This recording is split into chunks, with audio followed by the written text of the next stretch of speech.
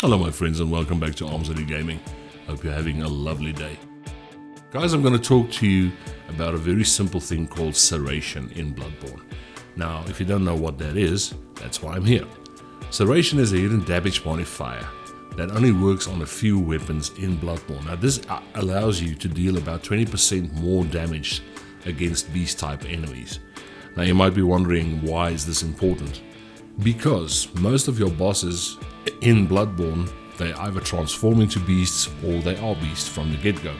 Now, I mean, there's a couple of weapons that actually deals a great deal of serration damage or serrated damage.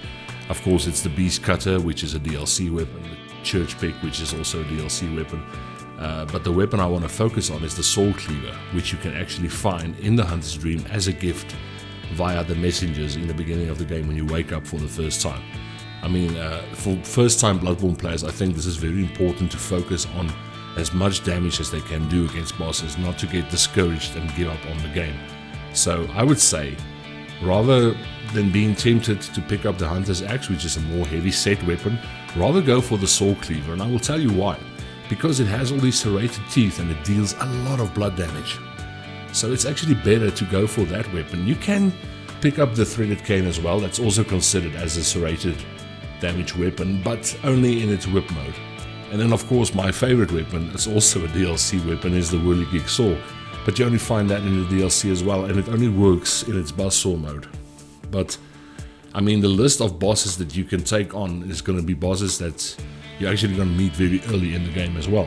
I mean, bosses weak to serrated damage include the Abhorrent Beast, which is a Chalice boss, or it's actually the Beggar in the Forbidden Woods, the Beast Possessed Soul. It's also a Chalice boss, but you do meet him in the on your way to the back streets of Old Yharnam. Of course, the Bloodstaff Beast, who's the boss in Old Yharnam, the Bloodletting Beast, who's a Chalice boss in all his variations. Of course, the Cleric Beast, Dark Beast Paul, even Father Gascoigne, but only in his third phase when he turns into a werewolf. He takes a lot of serrated damage. Lawrence the First Vicar, which is of course one of the hardest bosses in the game. The Lauren Dark Beast, the Lauren Silver Beast. You actually meet a lot of these Lauren Silver Beasts in the Nightmare Frontier. They're very busy over there. Of course, Ludwig the Accursed, but only in his first phase. One of the tougher bosses for beginners is probably Vicar Emilio, and this is where a weapon like this is really going to help you out. So my tip to you as a new Bloodborne player, when you wake up in the Hunter's Dream for the first time, pick up the Sword Cleaver. As you go through the game, upgrade it with your Bloodstones and all that stuff. You can actually, what actually helps a lot in this is when you combine it with fire. Because fire and serration works so well against bosses.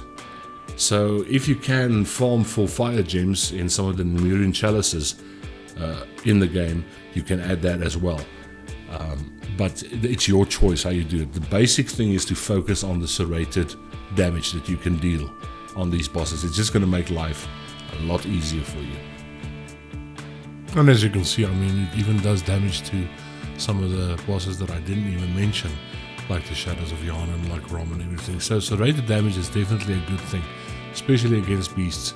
Combine it with some fire and you're going to kick some serious ass in the game.